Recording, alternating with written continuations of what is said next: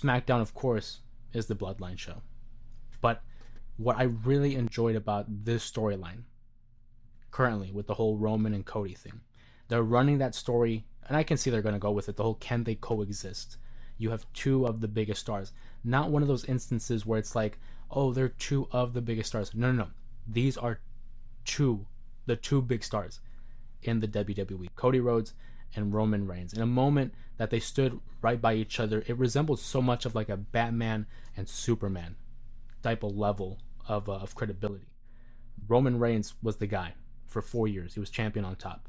Cody Rhodes now is the guy, having defeated Roman Reigns at WrestleMania 40, and has been the champion ever since, putting on matches against the likes of Logan Paul, AJ Styles, Kevin Owens, and two most recently against Solo Sikoa. The level of just insanity.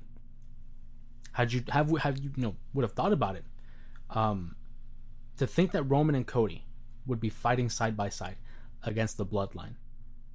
It's amazing to think about. I know there was a moment there for WrestleMania 40 at the end where Roman kind of walks off and he's with Paul Heyman, and you're just thinking, what's next? And you want to have this idea that maybe he can turn babyface, but it wasn't a thing yet.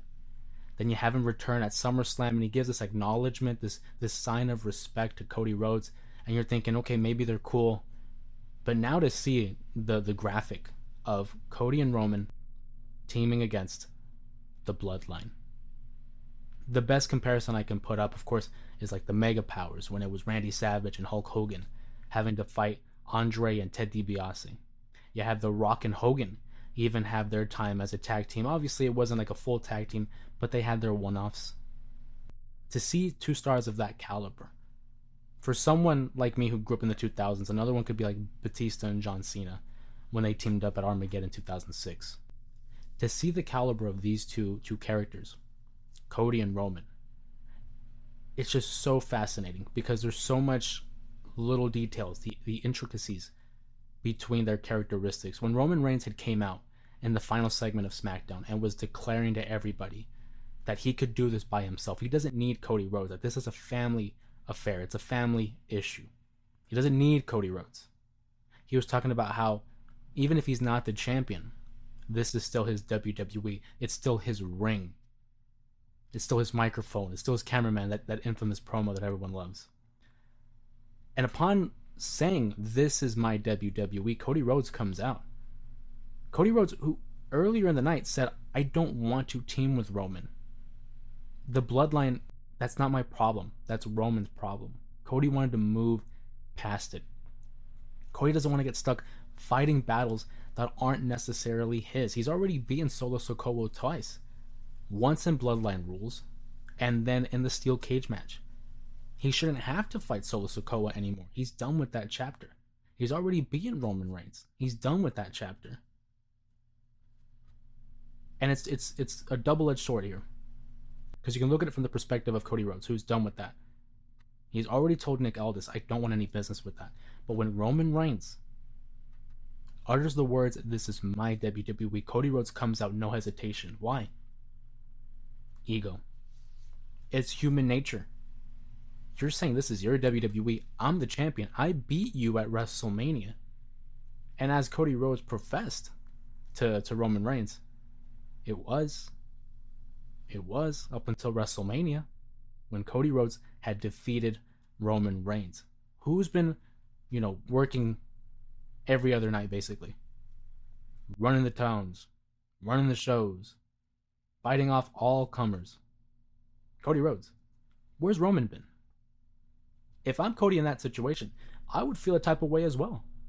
You're going to sit here, and we'll stand here rather, and say, this is your WWE. Not anymore. It was that slight insult that Cody took to heart. Cody recognizing that the Bloodline's never going to go away unless someone does something about it. So he and Roman are going to team up. But what I also like is Roman Reigns here doesn't have any allies.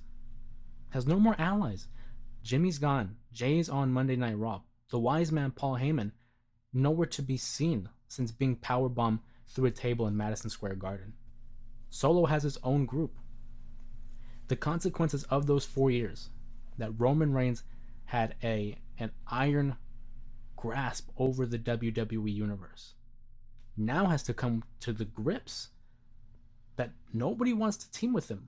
Who would want to help a guy that demolished an entire locker room over the course of nearly half a decade? A full decade if you want to go back all the way to the Shield days. So to see Roman Reigns and Cody Rhodes team up, it's astronomical. You look at the matchup itself, it could go either way. I would find it very difficult to see Cody or Roman taking the fall.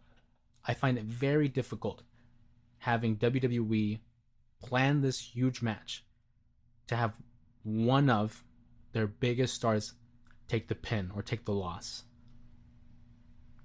But if you have them defeat the Bloodline, does that kind of remove credibility from them?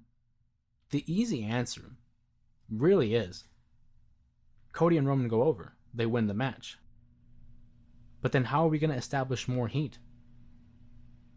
The Bloodline has the numbers. They do have Solo. They have Jacob, Tama Tonga, Tonga Loa, and who else might show up, right? Because that's always a possibility with this family. There's always someone showing up. Do they get the victory over the good guys, Cody and Roman? And if they do, who takes the fall? Is it going to be Roman? Roman just came back. I find it very hard to believe that he takes the fall. Is it Cody? Because if Cody takes that fall, that's your champion.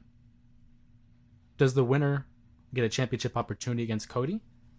Is it Solo? Because we just saw him beat him twice. They're not going to have him lose for a third time. Or is it Jacob?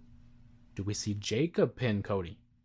Get a title opportunity? It was foreshadowed a couple weeks ago when Cody Rhodes wanted to offer him a championship opportunity, trying to build a little bit of dissension and tension between Solo Sikoa and Jacob Fatu. That's always a possibility. So I'm curious to see the build. Are we going to see them have this common goal, this common mindset heading into the matchup, or is it going to be continued drama and tension between the two? Because you got to keep in mind, Roman and Cody have been doing battle for more than just these last 2 years. Look at the Days of the Shield. Battleground 2013. The Rhodes brothers versus the Shield.